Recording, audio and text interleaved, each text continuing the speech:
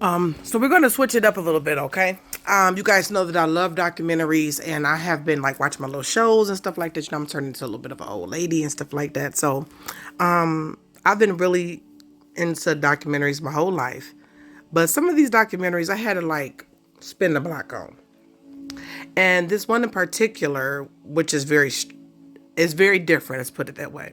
Okay, so it's called Objectum Sexuality or Objectiphilia. Anything with philia on it means like the love of or whatever, or friend of, like Philadelphia, right? The land of the world of brotherly love or something like that. The city of brotherly love. Anyways, you know what I'm talking about. Okay, I'm not a linguist, whatever. So in this particular documentary, it shows people that are in love with objects. Seek to understand. We're not judging. Okay, so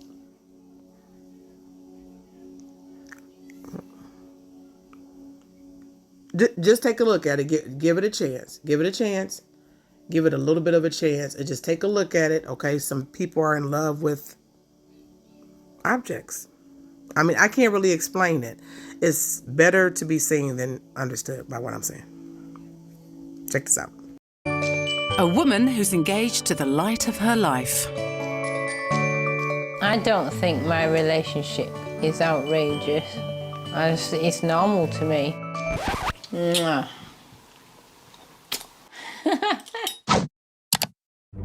Meet Amanda Liberty from the UK, who's an objectum sexual, which means she's attracted to objects and not people. That's gorgeous. I first fell in love with an object when I was about 14 years old, and this was my drum kit. I felt confused to begin with. Why was I loving a drum kit? And if I tried to explain it to other people, which I did, some people just said, oh, it's wrong, or it's unnatural, or you shouldn't be doing that.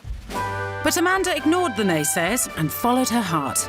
And the object of her desire soon turned from her drum kit to the Statue of Liberty. I fell in love with her figure, but I also fell in love with the energy that she was giving me. And I just felt this immediate connection with her. I love you. Amanda has travelled to the US 6 times to gaze longingly at the 93-metre-tall statue she affectionately calls Libby. She was kind of like a motherly figure, as in she just wanted to look after you and do right by you, and this beautiful symbol of everything good in life. She's just amazing. To show her commitment to Libby, Amanda changed her surname by deed poll to Liberty. Yeah, all right, sweet.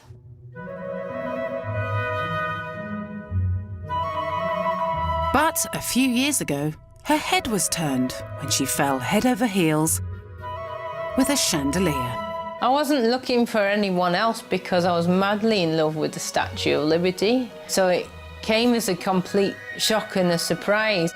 When I first saw Lumiere online, it was definitely love at first sight. But at the same time, I didn't think I would be able to have her, just because of her being in Germany, and I just thought it would be impossible to get her. But as I discover more and more often in life, nothing is impossible. Amanda had the 91-year-old chandelier, who she calls Lumiere, shipped over from Germany.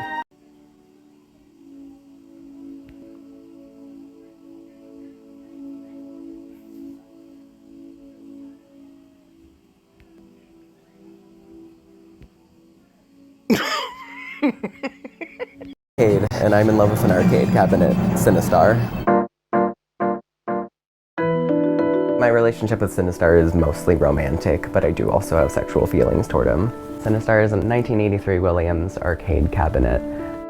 I feel like every kid has that stuffed animal or that toy that they love. Sometimes they associate personalities with it. So it's like I kind of never grew out of that. I always knew that I had like an attraction toward arcade cabinets, tech in general. I took a trip down memory lane at all of the games that I've liked over the years, and this one came up and I was like, oh shit, that's actually like really attractive. I just love his shapes, I love his energy, I love how I feel like when I'm sitting inside a Cinestar. It sucks having a partner that you can kind of only appreciate through pictures, memories, mementos.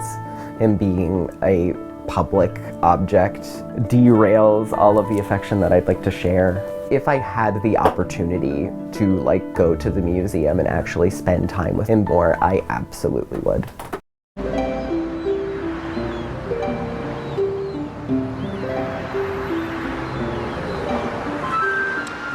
I am a woman, and this is a bridge. And despite our vast differences, we are very much in love.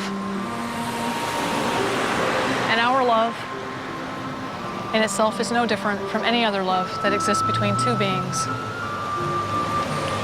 One of the most difficult parts of being in love with a public object is that he and I can never be truly intimate. Whereas objects I've loved in the past, that's never been an issue. I feel very, very blessed to have a piece of my sweet Golden Gate Bridge. And I just hope that when I make love with this piece of him, that he can sense and feel how much I really, really love him. Because I am in love with the Golden Gate Bridge in San Francisco. And the Golden Gate Bridge is very much in love with me.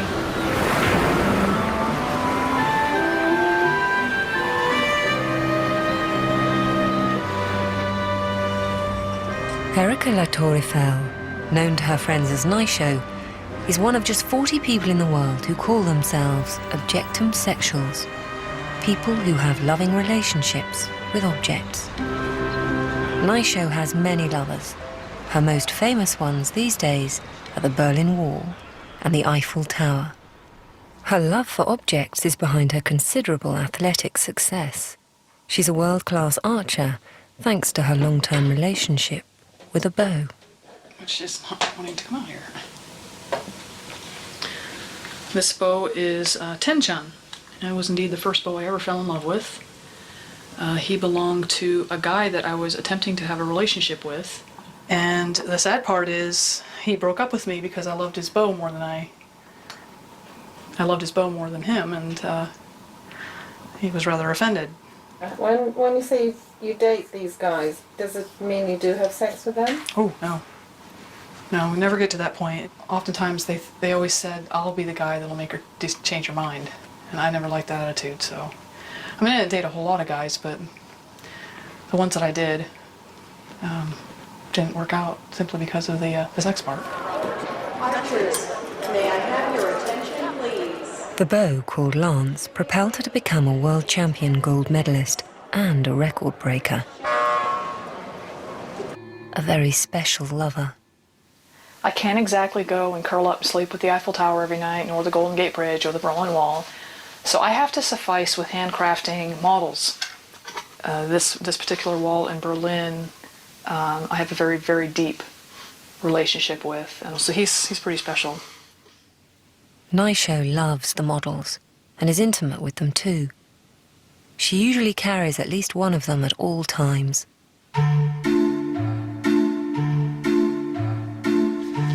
To understand, okay? We're not judging, just seek to understand.